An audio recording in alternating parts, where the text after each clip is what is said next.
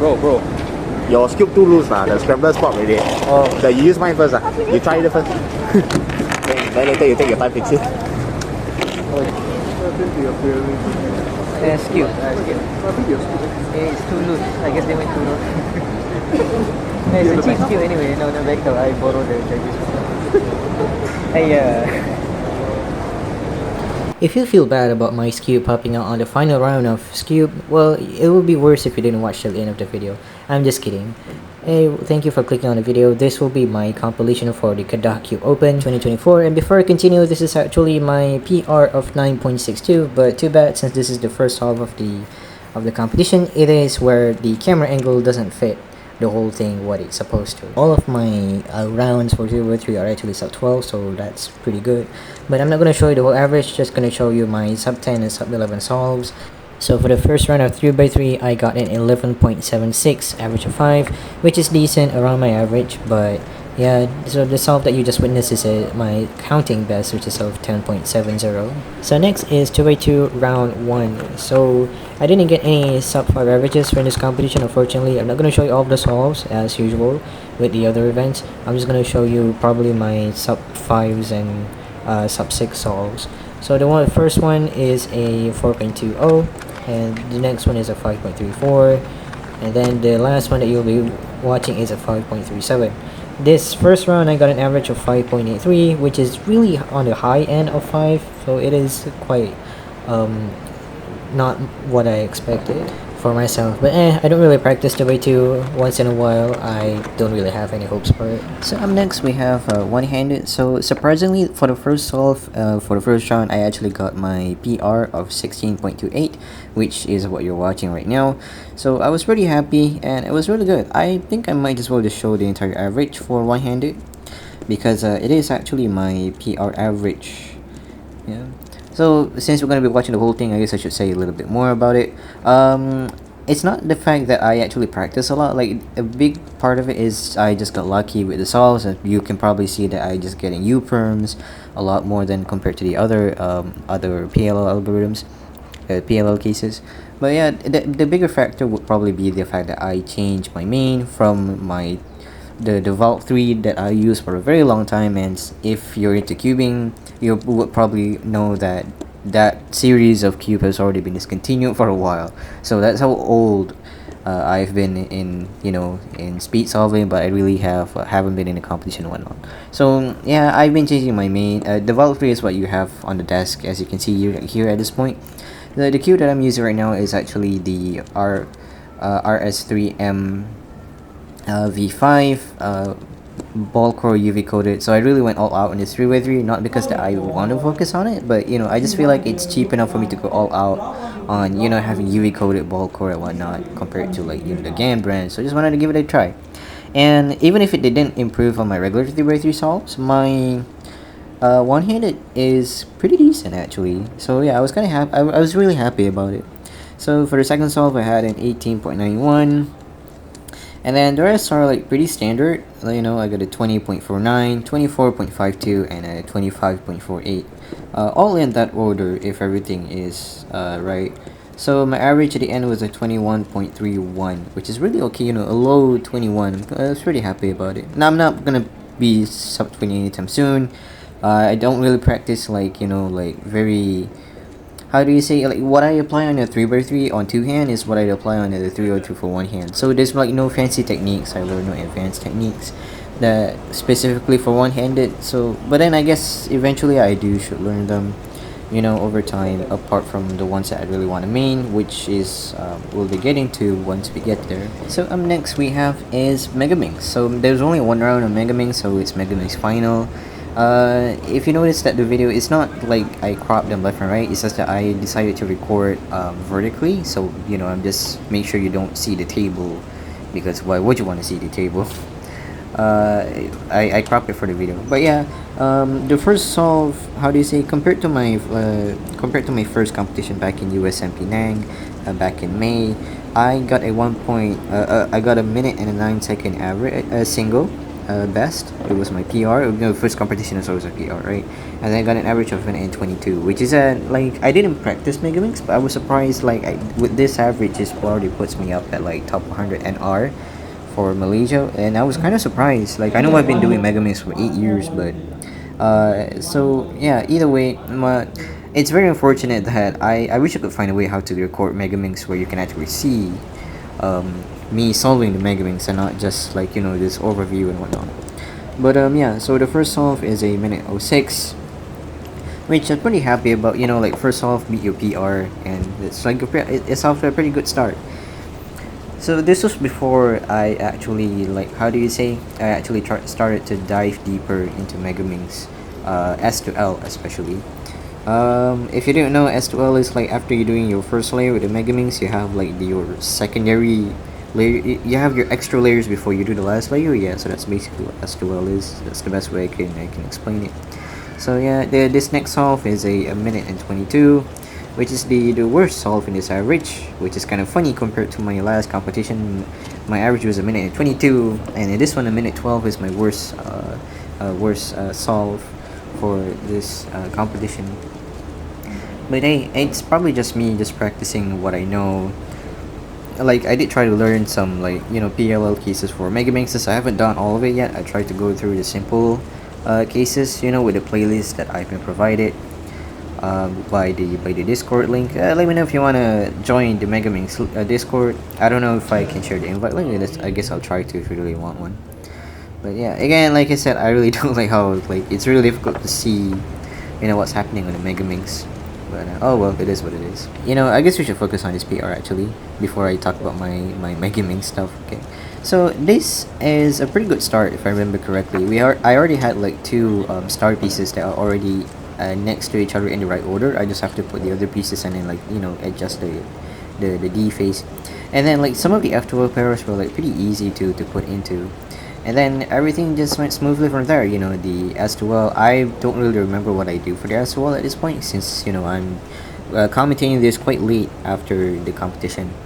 And what surprises me even more is that at this point of the video I was still using the Ballant method. So for those who do Megaminx, they would know that using the Ballant method for the S2L is actually pretty inefficient because there's a lot of flaws of it compared to the other two S2L methods. But regardless, what's more surprising for me is that for the OLL I actually messed up like twice. I do more algorithms than I should, but then I guess I don't remember what the PLL was. I guess it was a pretty PLL, so you can see my reaction. I was so stoked about it. Like I did like expect it to at least like get lucky and get one sub 60 for this competition for Megaminx, but I never expected to go like all the way shut down to like sub 50. So it was a really lucky solve, and I thought even the timer was bugged or whatever. But then looking back at the footage, I think it was pretty reasonable. Now that I remember, in the PR, I actually got the case of the double swap. The diagonal swap, the four swap, the diagonal corners, and I did a double apron for that because I don't remember the algorithm for it. So if you're wondering, I am using the X-Men Galaxy V2, the sculptor version. As you can see, it's not magnetic. I didn't modify it myself. I do consider, since I'm going like all out seriously to focus on Megaminx, apart from 505, probably and one-handed, I guess. I do consider like probably magnetizing. If not, I have never magnetized a puzzle, so things might screw up. I do consider to buy a new Megaminx, which is the Diane Pro. I think not the Diane Megaminx V2, the Diane Pro. I know that the GAN Megaminx V2 is better, with the adjustment kits and whatnot, and it's really good. But the fact that it's so expensive and like I couldn't afford it at the moment, it really kind of limits my budget. I have to go for the Diane Pro, which is still quite hefty price compared to the one that I spent for the Galaxy Megaminx V2, which is only 60 back in the day, 60 MYR.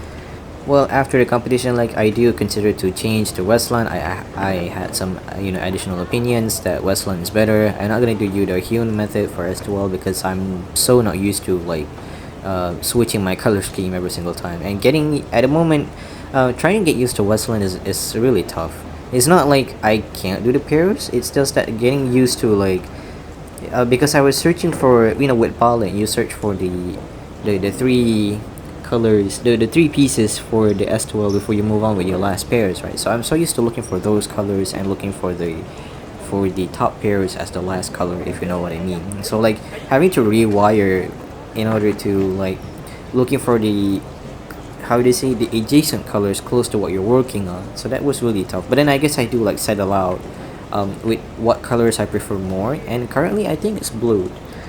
Working on the blue side, because there's like the blue pink, and then there's the blue green and yellow, the blue pink and red. So like those colors are like easier to spot for me at least.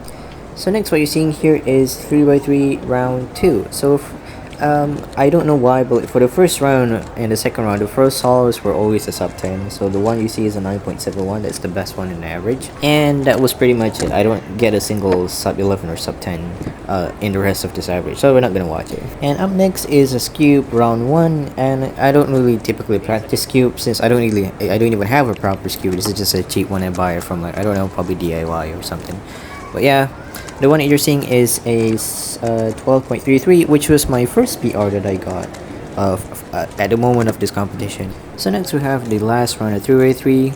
It's round 3. There's supposed to be 4 rounds of 3x3, but then I guess I don't know, it's either due to time constraint or that participants are like actually leaving early than they should. For probably personal reasons. So there's only 3 rounds, and this is considered as the final round for the competition for 3x3.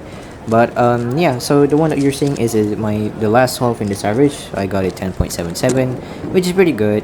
I got all sub 12 averages for this competition for 3x3, and I'm pretty happy about it, though I could have done better. So up next, what you're seeing here is the second round for 2x2, and this is actually my best average for this competition. I got a 5.05, so I'm gonna show you the whole thing. So the first one is a fast 3.71, as you just saw, which is I think my fastest solve for this competition.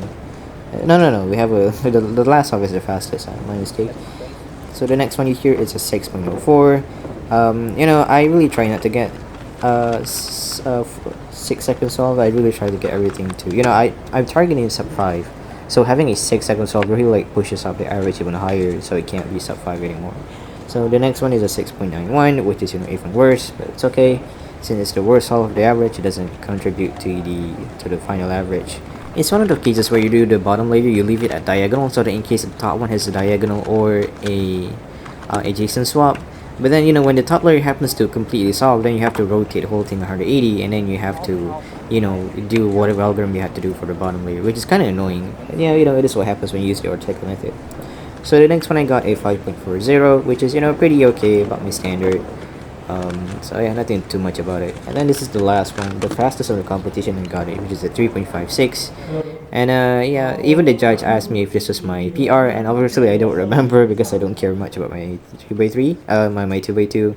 I just said yeah, it's probably around that, which is kind of true. My PR in the last competition I got was a 3.32, so it is kind of close. So up next, what you're seeing here is one-handed round 2.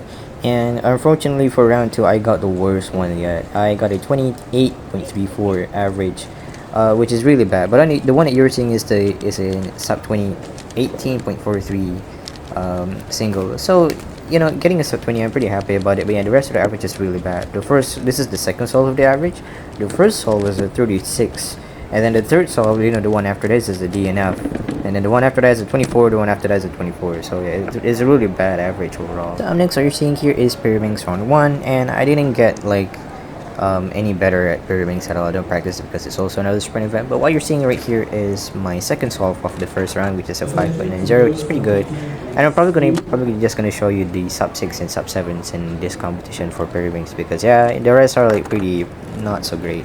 I use L4E, but then I don't really know the L4E cases for the last one, where what actually L4E stands for, because And the one you're seeing here is the second solve for the second round of Pyraminx, the final round of Pyraminx actually. I got a 6.31. And if you also went to the competition, I apologize, I got the ordering of the recordings messed up. It's nothing really serious. So my average for the first round is a 7.43, which is kind of close to my PR, but not really. And then my for Pyraminx final, I got a 9.90, which is really bad. So what you're seeing here is Cube final. So if you've just noticed that my Cube looks a bit different, that's because it is. It's one of the judges' Cube that I borrowed, because as what you see on the intro, probably it popped during the scramble because it was too loose apparently. That's fine, so it keeps giving me. So the first one was a 10.77, which is my third solve of this attempt, of this average, and then the second one you're seeing is my fifth solve of this average, which is an 8.36.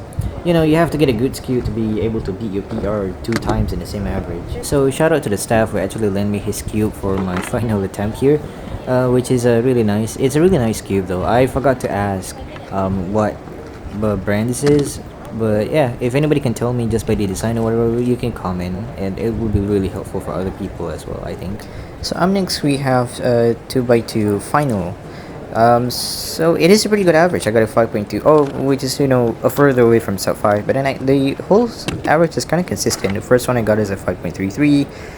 Up next we have 4.76, 4.83, 5.44. Just the last one I got is a 6 second, so I'll continue when we get there.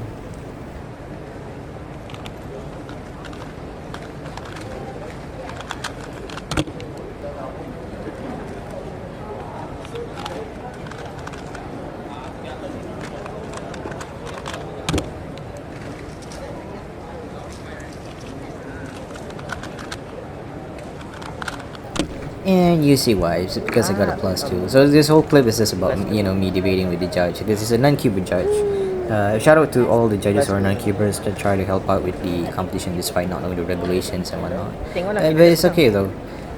So yeah, it's a +2 nonetheless. I was really being honest. So probably it's supposed to be a 4.28, but then it got, you know, +2, so it's 6.28. But it's fine.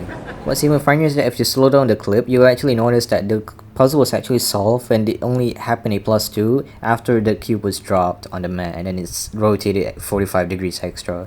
I can't do anything about it, huh? Oh well. More reason why I need a new magnetic 2x2, I suppose. So this is now the last round of the competition, which is 3x3 finals, one-handed finals.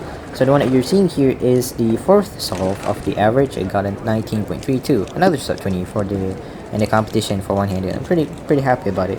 The whole average was a 21.93, which is, you know, high 21, but you know, I'm pretty happy about it. It's kind of close to my PR that I got for round 1. And that's sum it up for the entire competition in less than 20 minutes, I think. So it really has been a good competition. I was so happy about myself with 3x3, at least, especially with Mega Mings, you know, one-handed, getting new PRs and whatnot. I didn't get to see Abang Haris perform again live, and I did get a chance to meet him, you know, take some selfies and stuff. So he's a really cool dude. And that is the end of the video. Thank you so much if you really stayed to the end. I really appreciate it. Comment what you think about it. If you have similar experiences, you know, cutes popping, getting +2s when you shouldn't, you know, tell me all about it. I'd like to hear it as well.